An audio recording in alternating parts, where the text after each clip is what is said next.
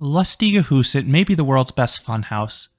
Located at Gröna Lund in Stockholm, Sweden, this is a multi-level adventure with all sorts of crazy obstacles, several of which you probably would never see in America. This makes it almost feel like a playground on steroids, and I'll explain why it's so great in this review. This is one of the oldest attractions at Gröna Lund, as it opened way back in 1917. This was a rare attraction built by the park themselves. In 1987, Zier performed a massive refurbishment of Lustiga Huset, and not much has changed since then. Per the park, this is the heart and soul of Gröna Lund, and it has inspired so many fun houses across the globe. It is an absolute classic. The exterior is simple but effective. You have the ride's name in different colored letters, but more notably, you have these wacky moving stairs taking you to the upper level. Gröna Lund has never been particularly busy when I visited, so this has always been a walk-on for me. I believe that's usually the case with this ride most seasons. The one exception is if you visit during Halloween, as the park converts this funhouse into a haunted walkthrough known as Lustiga Huset, or the Unpleasant House. This has the potential to be one of the best haunts in the world in my opinion. Most haunts have simple walkways, so if you throw scare actors into an obstacle-rich environment like this, it would be truly special. So unsurprisingly, this will almost always have a long queue. If the park is busy, the funhouse is included in the park's JetPass skip-the-line system. You book a 10-minute window and bypass the outdoor switchbacks when your time is called. Single shots cost roughly 100 krona or $9 US each. If you buy your wristband online, the park gives you 2 complimentary jet passes for any ride. I don't know if these are offered if you buy your pass in person though. And just a quick touring note, the last admission to Lustiga Huset is 15 minutes before park close.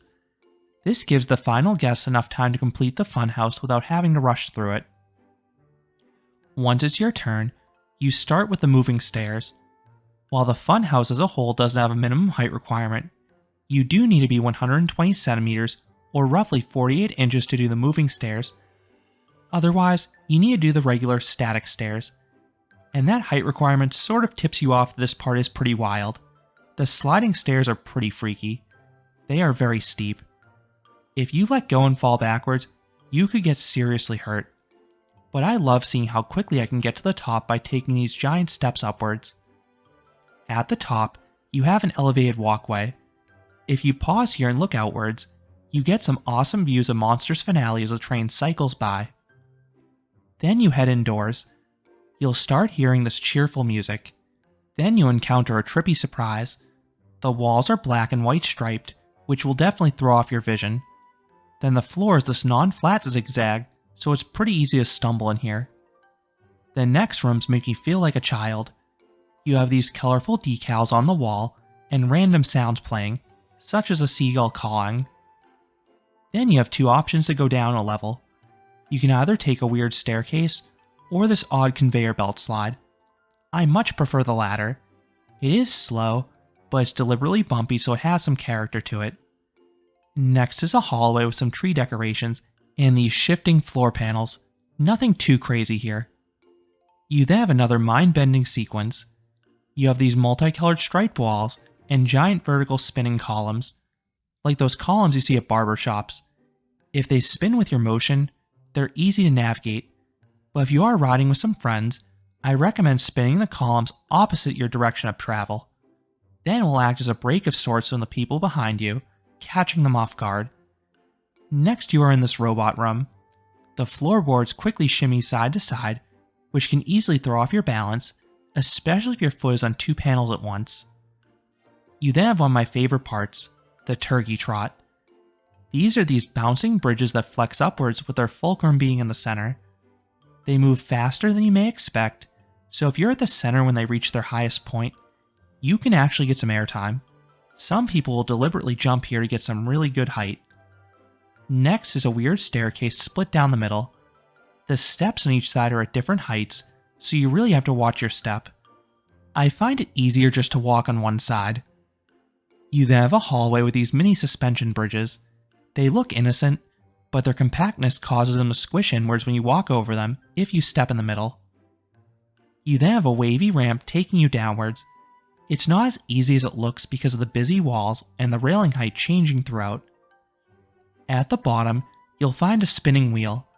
It's pretty dizzying because of the sights, as you have these decorated walls and multicolored lights on the ceiling.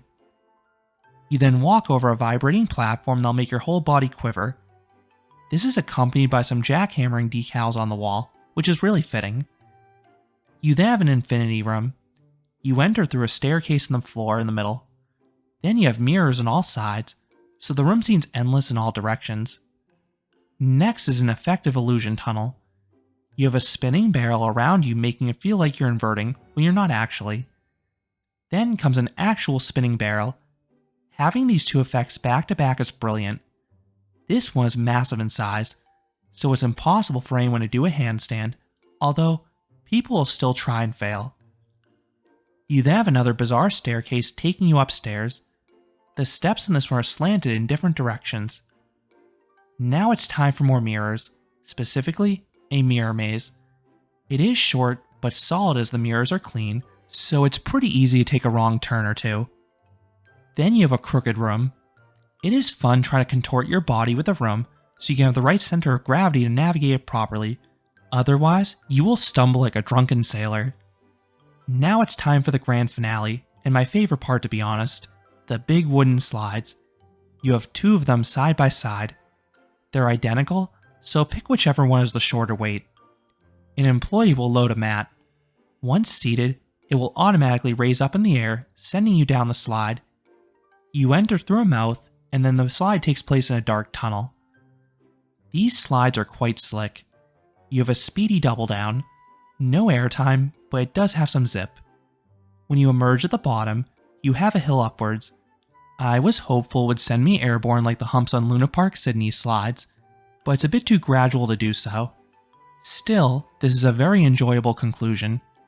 At this point, at least on fun houses in America, I'm used to a few effects being broken. I'm pleased to say I've never seen an effect broken in this one across multiple visits. Rhona Lund takes such good care of this attraction. So what would I rate Lustiga Huset? I would give this funhouse a perfect 10 out of 10. It's about as perfect as it can be for the genre. It's a long experience with all sorts of gags. You have standout ones like the jumping bridges, spinning barrels, or the slides at the end. But even the transitions in between are engaging. The rooms are colorfully decorated, and the pathways are never straightforward. Is this my favorite funhouse? I'd say it's 1A and 1B with Coney Island at Luna Park Sydney. Coney Island is the far better and crazier slides, plus the spinning platform that throws you against a wall. But it is set up much differently. That one is a series of standalone gags held in one giant room. Lustiga Huset is set up like a standard funhouse, so it's one single cohesive experience, and it's easily the best I've done with this setup. This one has so much variety in terms of visuals and gags. This makes it a can't miss attraction when you're at the Swedish amusement park. So those are my thoughts on Lustiga Huset at Gröna Lund. Do you think this is the world's best funhouse? Let me know down in the comments.